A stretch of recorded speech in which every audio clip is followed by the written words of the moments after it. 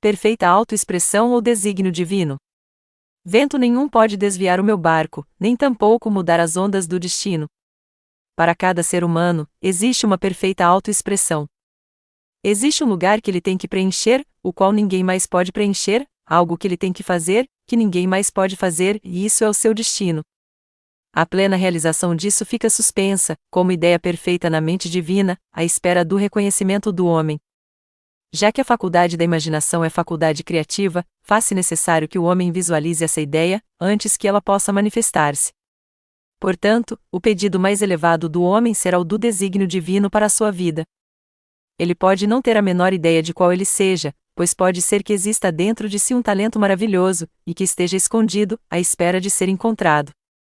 Então, o seu pedido deveria ser: Infinito Espírito, abri o caminho e fazei com que o desígnio divino para minha vida seja manifesto, libertai o gênio que ora possa estar dentro de mim, concedei que eu veja claramente o seu plano perfeito. O plano perfeito inclui a saúde, a riqueza, o amor e a perfeita autoexpressão. Esta é a quadra da vida, a qual traz perfeita felicidade. Quando alguém faz seu pedido, pode dar-se conta de que grandes mudanças estão a ocorrer em sua vida, pois quase todo ser humano tem se distanciado muito do desígnio divino. Conheço o caso de uma mulher que testemunhou praticamente a passagem de um ciclone em sua vida e negócios, mas logo vieram os reajustes rapidamente, e novas e maravilhosas circunstâncias tomaram o lugar das anteriores. Perfeita autoexpressão nunca significará trabalho, mas assumirá tão envolvente interesse para si, que vai parecer simples e prático como uma brincadeira. O leitor já sabe, também, que o homem vem ao mundo financiado por Deus, e que a provisão necessária à sua perfeita autoexpressão vai estar disponível e à mão. Muito gênio já lutou anos a fio com o problema da provisão, quando a sua palavra dita, e sua fé, poderiam ter solucionado rapidamente a questão dos fundos necessários. Um exemplo: após a aula certo dia, um homem procurou-me e me entregou 1 cêntimo. Ele me disse: eu só possuo 7 cêntimos nessa vida, e eu vou lhe dar um deles, pois eu tenho fé no poder de sua palavra dita. Eu quero que faça o pedido para que eu atinja minha perfeita autoexpressão e prosperidade. Eu pronunciei a palavra, e não voltei a ver aquele homem, senão apenas 1 ano mais tarde. Ele chegou para mim um dia, feliz e bem-sucedido, com um maço de notas amarelas em seu bolso. E me disse: imediatamente depois que a senhora fez o pedido, me ofereceram um posto de trabalho em uma cidade distante, e estou aqui agora a demonstrar minha saúde, felicidade e plenitude. A perfeição na autoexpressão de uma mulher pode torná-la uma perfeita esposa, uma perfeita mãe, uma perfeita dona de casa, e não necessariamente ter uma carreira profissional. Peça por sinais definitivos, e eis que os caminhos se apresentarão fáceis e bem-sucedidos. Não se deve visualizar ou forçar uma imagem mental. Quando o homem pede ao desígnio divino que se manifeste em sua mente consciente, ele recebe lumes de inspiração e começa a se ver como se estivesse a conseguir grandes realizações. Esta é a imagem, ou ideia, a qual ele deve ater-se sem hesitação. A coisa que o homem procura está a procurá-lo, o telefone estava à procura de Graham Bell. Os pais nunca devem impor carreiras e profissões a seus filhos. Mediante o conhecimento da verdade espiritual, o plano divino poderia se manifestar prematuramente, ainda na infância, ou em tempos pré-natais. Um pedido a ser feito, por exemplo, em época pré-natal deveria ser: deixai que o Deus presente nesta criança tenha perfeita autoexpressão, fazei que o desígnio divino de sua mente, corpo e realizações sejam manifestos em toda a sua vida, por toda a eternidade. Seja feita a vontade de Deus, não a do homem, o padrão divino, e não o do homem, é o mandamento que encontramos através das Escrituras, e a Bíblia é o livro que trata da ciência da mente. É o livro que diz para o homem como libertar a sua alma, ou mente subconsciente, dos grilhões da prisão. As batalhas ali descritas são imagens do homem travando uma guerra contra os pensamentos mortais. Os inimigos do homem devem ser os de sua própria morada. Todo homem é Josafá, e todo homem é Davi, que matou Golias, pensamento mortal, com uma pequena pedra branca, fé. Então, o homem deve estar atento para que ele não seja o mau e preguiçoso escravo que enterrou o próprio talento. Há um castigo terrível a ser pago por não se utilizar a própria capacidade. Com frequência o medo se interpõe entre o homem e a sua perfeita autoexpressão. O medo do palco já acabou com a carreira de muito gênio. Isso pode ser vencido pela palavra dita, ou tratamento, oração. O indivíduo perde então toda a autoconsciência, e sente-se simplesmente como se fosse o canal da infinita inteligência pela qual esta vai expressar-se. Ele está sob direta inspiração, sem medo e confiante, pois ele sente que é o Ampai em seu interior em que faz o trabalho. Um rapaz vinha sempre à minha aula com sua mãe. Ele pedia-me para dizer a palavra, fazer o pedido, para que ele fosse bem em seu futuro exame na escola. Eu então pedi que ele fizesse a afirmação seguinte: eu sou alguém com infinita inteligência. Sei tudo o que deveria saber sobre esta matéria. Ele possuía excelente conhecimento de história, mas não tinha tanta certeza quanto a seus conhecimentos de aritmética. Eu o encontrei depois, e ele disse: eu fiz o pedido para aritmética e passei com ótimas notas e honras, mas pensei que poderia estar confiante com relação à história, onde eu obtive uma nota muito baixa. Lição: o homem sempre esbarra no retrocesso quando ele está certo demais sobre si mesmo, o que significa que ele está confiante em sua personalidade e não no Ampai em seu interior. Já uma de minhas alunas deu-me um exemplo disso também. Ela fez uma longa viagem ao exterior em certo verão, e visitou muitos países, cujas línguas ela ignorava.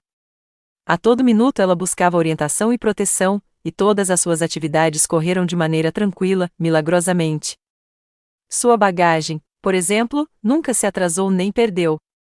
Suas acomodações estavam sempre prontas e a seu dispor nos melhores hotéis, e ela recebeu perfeito serviço por onde passou.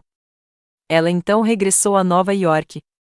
Por dominar a língua, ela sentiu talvez que Deus já não era mais necessário, daí começou a tratar de seus afazeres de uma maneira ordinária. Saiu tudo errado, sua bagagem atrasou, em meio a muita desarmonia e confusão. A pessoa deve criar o hábito de praticar a presença de Deus a cada minuto. Em todas as tuas veredas, reconhecei, ó, nada é tão pequeno ou tão grande. Portanto, um pequeno incidente pode significar o divisor de águas na vida da pessoa. Roberto Fulton, ao observar um pouco de água a ferver numa chaleira, visualizou ali um barco a vapor. Eu já testemunhei um aluno, muitas vezes, afastar-se de sua realização, por pura resistência, e por tentar apontar o caminho ele mesmo. Ele dirige a sua fé apenas para um canal e dita a si próprio exatamente o caminho pelo qual deseja que a manifestação se realize, o que faz com que as coisas fiquem em um impasse. Faça-se a minha vontade, e não a vossa vontade, este é o mandamento da infinita inteligência. Como acontece com todo tipo de energia, seja ela do vapor ou da eletricidade, deve ela provir de um motor não resistente ou de outro instrumento, e o homem é que é esse instrumento ou motor. Quantas e quantas vezes o homem se vê diante de uma ordem para ficar quieto. O Judá, não temais, mas amanhã ide contra eles, pois o Senhor estará convosco. Vós não tereis que travar essa batalha, preparai-vos, permanecei onde estáis, e vereis a salvação do Senhor convosco. Vemos isso nos incidentes dos $2.000 que chegam para a mulher através do senhorio, quando ela se torna não resistente e tranquila, e também na mulher que conseguiu o amor de um homem depois que todo o sofrimento havia cessado. A meta do aluno é o equilíbrio. Equilíbrio é poder, pois dá ao poder Deus a chance de perpassar o homem a fim de querer e realizar a seu bel prazer. Equilibrado, ele pensa claramente, e toma decisões corretas rapidamente. Ele nunca perde uma jogada. A ira turva a visão, envenena o sangue, e é a raiz de muitos males, além de causar decisões erradas que levam ao fracasso. Ela tem sido chamada de o pior dos pecados, já que sua reação é tão maléfica. O aluno apresenta que, na metafísica, o pecado tem um significado muito mais amplo que nos antigos ensinamentos. O que quer que não venha da fé constitui pecado. Ele descobre que o medo e a preocupação são pecados mortais. Elas são o reverso da fé, e através de imagens mentais distorcidas, faz que aconteça a coisa que ele teme. O seu trabalho é o de expulsar esses inimigos, da mente subconsciente. Quando o homem não tiver mais medo, estará acabado. Maeterlinck diz: o homem é Deus com medo. Assim, conforme lemos nos capítulos anteriores, o homem somente pode aniquilar o temor ao aproximar-se e enfrentar a coisa temida. Quando Josafá e o seu exército se preparavam para enfrentar o inimigo, cantando louvai ao Senhor, pois a sua misericórdia dura para sempre, eles perceberam que os seus inimigos haviam se destruído uns aos outros, e já não havia mais a quem combater. Por exemplo, uma mulher pediu a uma amiga que entregasse uma mensagem a outra amiga.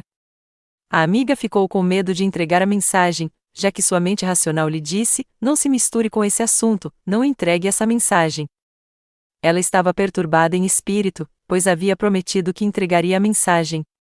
Afinal, ela se determinou que enfrentasse o leão, e clamou pela lei da divina proteção. Ela encontrou a pessoa a quem deveria entregar a mensagem. Quando abri a boca para falar sobre a mensagem, a outra amiga disse: Fulano de Tal deixou a cidade. Isso fez que não fosse mais necessário entregar a mensagem. Como ela estava a querer fazê-lo, não foi mais obrigada a fazê-lo. Como ela não temeu, o problema se esvaneceu por si mesmo. O aluno sempre atrasa uma apresentação pela crença de que esta não será completa. Ele deve então fazer a seguinte afirmação: na mente divina tudo é completo, portanto, minha apresentação será completa. Meu trabalho perfeito, minha casa perfeita, minha saúde perfeita. O que quer se peça serão ideias perfeitas registradas na mente divina, e devem manifestar-se, sob a graça e de modo perfeito. Ele dá graças por já haver recebido no plano invisível, e se prepara ativamente para receber no plano visível.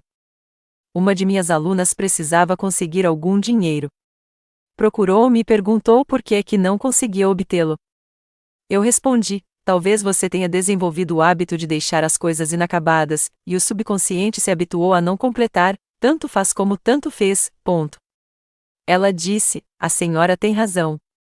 Eu sempre começo as coisas, mas nunca as termino. Irei para casa e terminarei algo que comecei há semanas, e sei que isso será uma demonstração simbólica do que preciso fazer. Então ela continuou as suas costuras de forma assídua, e completou a peça que havia começado. Pouco depois, o dinheiro chegou de uma forma muito curiosa. O marido dela recebeu 2 salários aquele mês. Ele contou às pessoas sobre esse engano, e eles o instruíram que guardasse o dinheiro. Quando a pessoa pede, com fé, ela acaba por receber, pois Deus cria os seus próprios canais. Algumas vezes já me perguntaram: suponha que alguém tenha vários talentos, como pode ela saber qual deles escolher ou seguir? Seu pedido deve ser apresentado de modo definitivo. Diga: Infinito Espírito, concedei-me um sinal definitivo, revelai-me a minha perfeita autoexpressão, mostrai-me qual talento eu devo utilizar agora. Conheço pessoas que, de repente, mudam de emprego ou começam outra tarefa, e que rapidamente já estão perfeitamente equipadas para dominar aquele assunto, com pouco ou nenhum treinamento. Para tanto, deve-se fazer a seguinte afirmação: eu estou completamente preparado para o plano que Deus tem para a minha vida, e não tenha medo de agarrar as novas oportunidades. Algumas pessoas ficam muito alegres enquanto doadoras, mas são más recebedoras. Elas rejeitam presentes simplesmente por orgulho, ou alguma razão negativa, dessa forma bloqueando os seus canais. E invariavelmente elas se veem em situações em que pouco ou nada possuem. Um exemplo disso é o de uma senhora que havia doado uma alta soma de dinheiro, e pouco tempo ofereceram a ela um presente que valia milhares de dólares. Ela recusou-se a recebê-lo, arguindo que não precisava dele. Pouco depois disso, as suas finanças tiveram uma decaída, e ela se encontrou em apuros com uma dívida do tamanho daquele presente.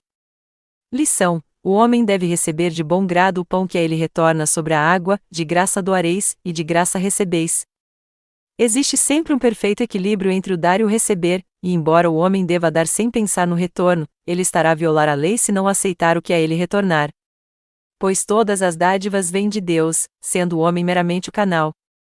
Uma imagem ou pensamento de falta nunca deve assaltar aquela pessoa que faz uma doação. Ou seja, quando o homem me doou aquele centavo, eu não lhe disse: pobre homem, ele não podia me dar esse dinheiro. Ao contrário, eu o visualizei rico e próspero, com recursos a chegar-lhe em abundância. Foi este pensamento que lhe fez chegar essa abundância.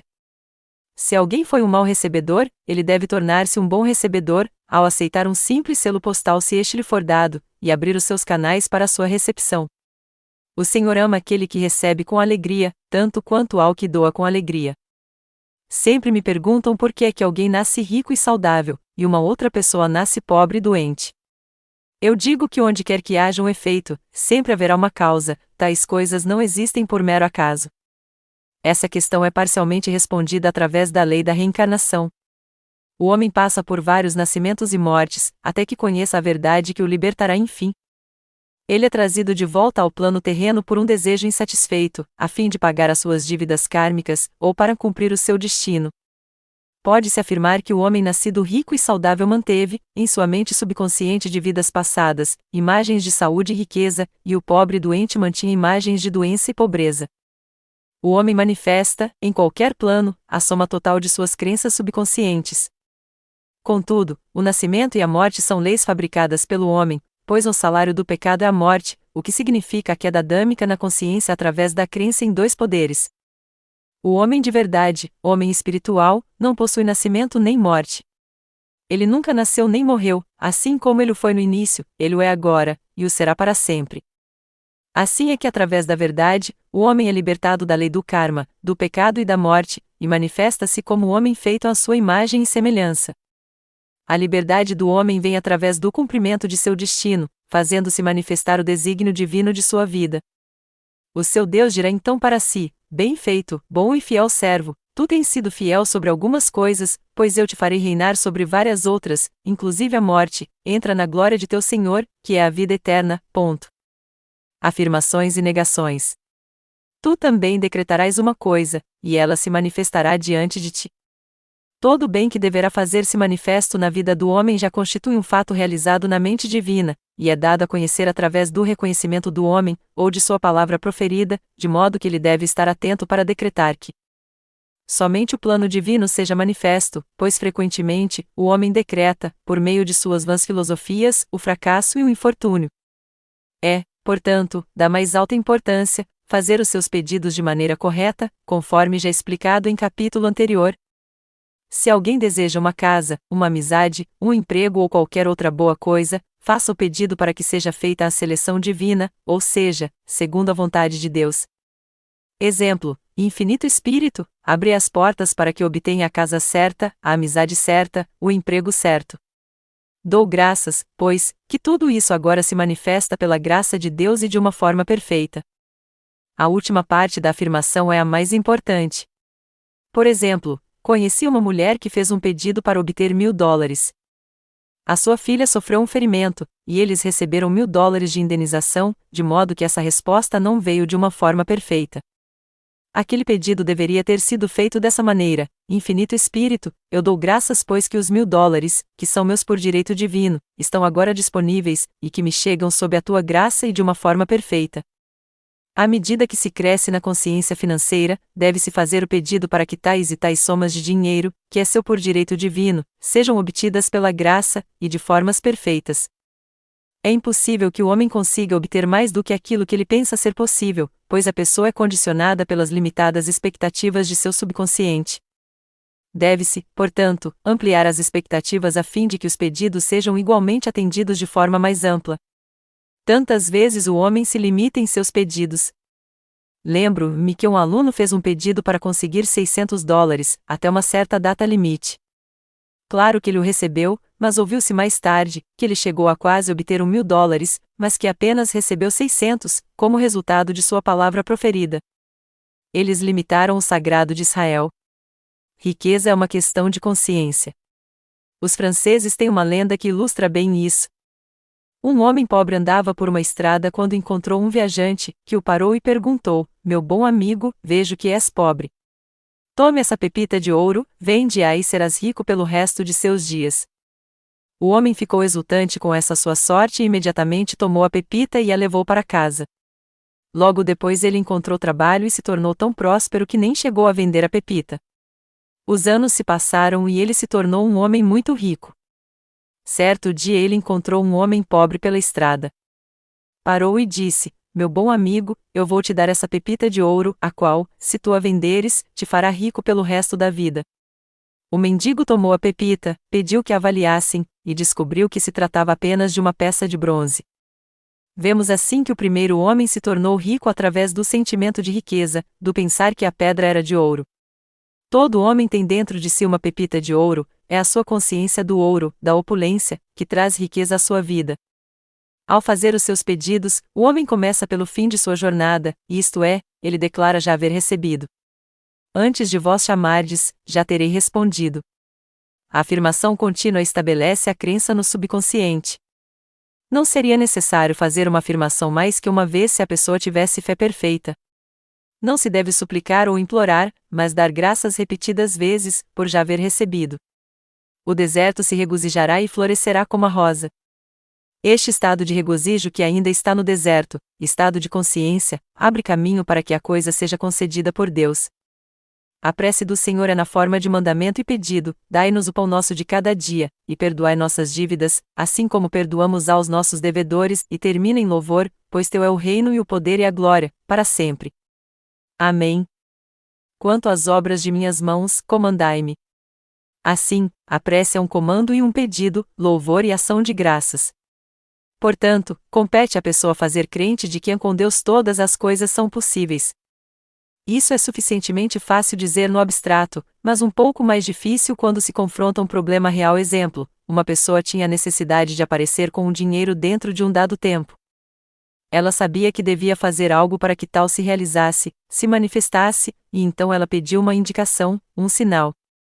Ela passeava por uma loja de departamentos quando avistou um bonito cortador de papéis cor-de-rosa. Ela sentiu-se atraída a ele. Aí pensou: eu não tenho um cortador de papéis que seja bom para cortar cartas contendo cheques grandes. Então, ela comprou o cortador de papel, o que a mente racional teria chamado de uma extravagância. Quando ela o sentiu em suas mãos, ela começou a pensar nela mesma abrindo um envelope que continha um cheque grande, e depois de algumas semanas, ela recebeu o dinheiro. O cortador de papel cor-de-rosa significou a sua ponte de concretização da fé. Contam-se muitas histórias sobre o poder do subconsciente, quando administrado com fé. Um homem passava a noite em uma casa de fazenda. As janelas do quarto haviam sido pregadas, e no meio da noite ele se sentiu sufocado e rapidamente foi no escuro até a janela. Ele não podia abri-la, então ele esmurrou a vidraça com seu punho, permitindo que algumas rajadas de ar fresco entrassem, e a partir daí teve uma maravilhosa noite. Ele não podia abri-la, então ele esmurrou a vidraça com seu punho, permitindo que algumas rajadas de ar fresco entrassem, e a partir daí teve uma maravilhosa noite de sono. Na manhã seguinte, ele descobriu que havia de fato esmurrado o vidro de uma estante e a janela havia permanecido fechada durante toda a noite. Portanto, ele havia se suprido de oxigênio, simplesmente por pensar em oxigênio. Quando um estudante começa a fazer uma apresentação, nunca deve retroceder. Não deixai que o homem hesitante pense que receberá qualquer coisa do Senhor.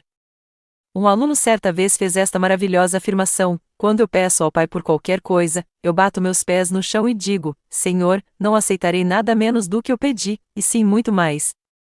Então o homem nunca deve se comprometer. Tendo feito tudo, pare e espere. Este é às vezes o momento mais difícil de uma realização. Vem uma tentação para se desistir, voltar atrás, comprometer-se. Deus também serve aquele que apenas para e espera. As realizações frequentemente vêm na última hora, porque o homem aí deixa estar, para de pensar, e a infinita inteligência tem aí a chance de entrar em ação. Os desejos fatigantes do homem são respondidos de forma fatigante, e os seus desejos impacientes, os são de forma delongadas ou realizados de forma violenta.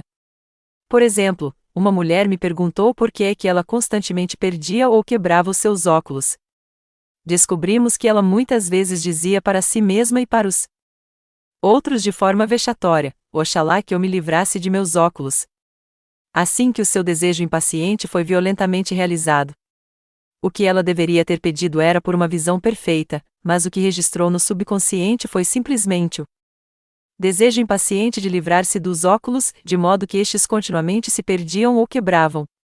Há duas atitudes mentais que causam a perda: o desprezo, no caso da mulher que não gostava do marido, ou o medo da perda, que desenha uma imagem de perda no subconsciente.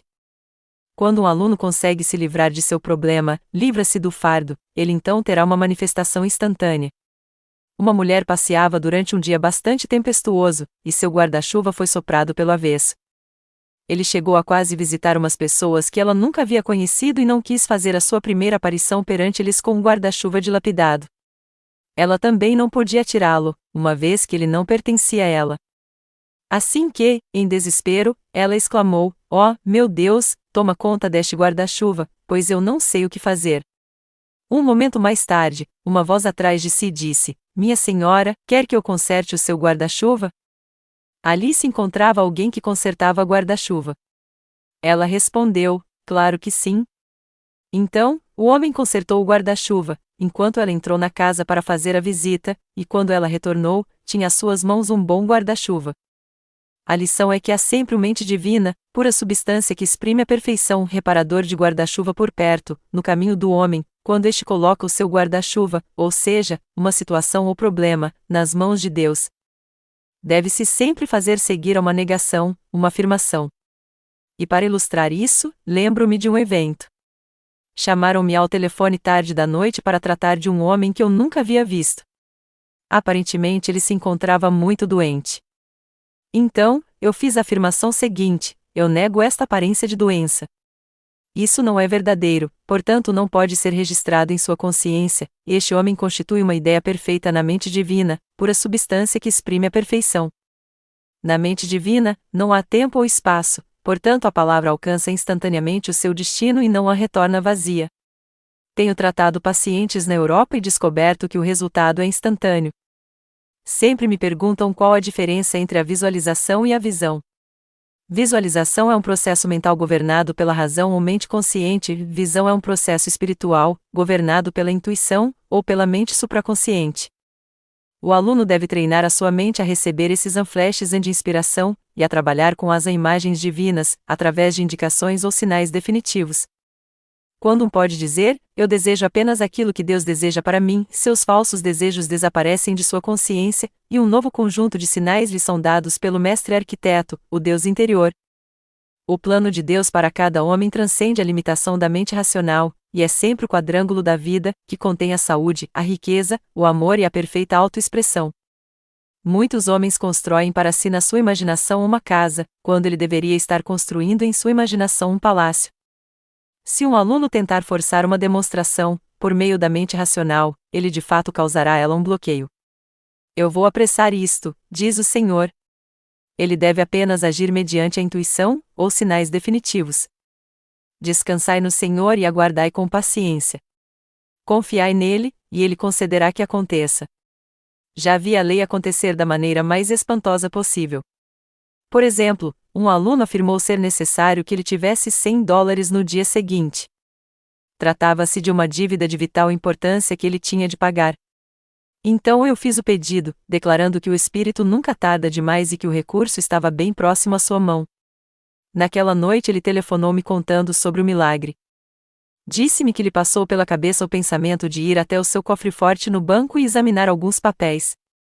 Disse que ao verificar os papéis, ao chegar ao fundo da caixa, encontrou uma nota novinha de $100. Ele ficou perplexo, dizendo que nunca havia colocado aquele dinheiro ali, pois várias vezes já havia mexido naqueles papéis. Pode ter sido uma materialização, assim como Jesus Cristo materializou os pães e os peixes. Atingirá o homem o estágio em que as suas palavras se farão carne, ou se materializarão, instantaneamente. Os campos, maduros com a colheita, se manifestarão imediatamente, como acontecerá em todos os milagres de Jesus Cristo. O próprio nome de Jesus Cristo por si só já tem um tremendo poder. Ele significa a verdade que se faz manifesta. Disse ele: o que quer que pedirdes ao Pai, em meu nome, ser-vos-á dado por ele. O poder desse nome leva o indivíduo a uma quarta dimensão, onde ele é liberto de todas as influências astrais e psíquicas, e se torna incondicional e absoluto, assim como Deus mesmo é incondicional e absoluto. Tenho visto muitas curas realizadas pelo uso das palavras, em nome de Jesus Cristo. Cristo foi tanto uma pessoa como um princípio, e o Cristo interior de cada homem é o eu redentor e sua salvação. O Cristo interior é a própria quarta dimensão, o homem feito à imagem e semelhança de Deus. Esta é a pessoa que nunca falhou, nunca conheceu a doença ou mágoa, nunca nasceu e nunca morreu. Ele é a ressurreição e a vida de cada homem. Ninguém vem ao Pai, senão pelo Filho, quer dizer que Deus, o universal, a trabalhar no lugar do particular, torna-se o Cristo no homem, e o Espírito Santo, significa Deus em ação. Assim, dia a dia o homem está a manifestar a trindade do Pai, Filho e Espírito Santo. O homem deve fazer do pensamento uma arte. O mestre pensador é um artista e é cuidadoso em pintar somente as imagens divinas sobre a tela de sua mente, e ele pinta esses quadros com magistrais pinceladas de poder e decisão, tendo fé perfeita de que não existe poder capaz de manchar a sua perfeição e de que eles manifestarão em sua vida como o ideal que se torna real. Todo poder é dado ao homem, mediante o correto pensamento, a fim de trazer o seu céu sobre a sua terra, e está é a meta do jogo da vida. As suas regras, pois, são a fé sem temor, a não resistência e o amor verdadeiro. Espero que cada pessoa que ler este livro se liberte agora de tudo aquilo que pensava estar aprisionando a todo o tempo, opondo-se entre ela e si mesmo, e quem conheça a verdade que a libertará e que a deixará livre para realizar o seu destino, para manifestar em si o desígnio divino de sua vida, a saúde, a riqueza, o amor e a perfeita autoexpressão, que você seja transformada pela renovação de sua mente. Apresento, a seguir, um conjunto de palavras e expressões de poder, que o ajudará infinitamente na sua caminhada. Prosperidade. Deus é o meu recurso infalível, e grandes somas de dinheiro vêm para mim, sob a sua graça e bênção, e de formas perfeitas. Condições perfeitas. Todo plano que não for da vontade de Deus que está nos céus, será dissolvido e dissipado, e o plano divino é o que prevalecerá. Somente aquilo que for verdadeiro diante de Deus será verdadeiro diante de mim, pois eu e o Pai somos um só. O divino amor é a química mais poderosa do universo, e dissolve tudo que não seja ele próprio. Que o divino amor dissolva e dissipe agora todo estado ou condição imperfeitos de minha mente, de meu corpo e de minhas ações. Fé. Já que Deus e eu somos um, eu sou um com o meu benefício, pois Deus é, ao mesmo tempo, o doador e a dádiva, o benfeitor e o benefício. Saúde. O divino amor transborda a minha consciência com saúde, e cada célula de meu corpo se enche de luz. Visão. Os meus olhos são os olhos de Deus, e eu enxergo com os olhos do Espírito. Vejo claramente o caminho aberto, não há obstáculos em minhas veredas. Consigo ver claramente o plano perfeito de minha vida. Orientação. Sou divinamente sensível aos sinais de minha intuição, e presto instantânea obediência à tua vontade. Audição. Meus ouvidos são os ouvidos de Deus, e eu ouço com os ouvidos do Espírito. Não sou resistente e estou disposto a ser conduzido. Ouço alegres boas novas de grande regozijo. Trabalho perfeito. Eu tenho um trabalho perfeito e de modo perfeito presto um serviço perfeito por um pagamento perfeito, livramento de qualquer tipo de prisão. Lanço e transfiro esse fardo para o Cristo interior, e sigo em perfeita liberdade. Esses foram os 2 últimos capítulos do livro, O Jogo da Vida, de Florence Scovel Shinn. Espero que tenham gostado. Deixem seus comentários. Curtam e compartilhem com seus familiares e amigos. Se ainda não é inscrito, se inscreva, isso me ajuda a fazer o canal crescer. Muito obrigada. Deus abençoe sua vida.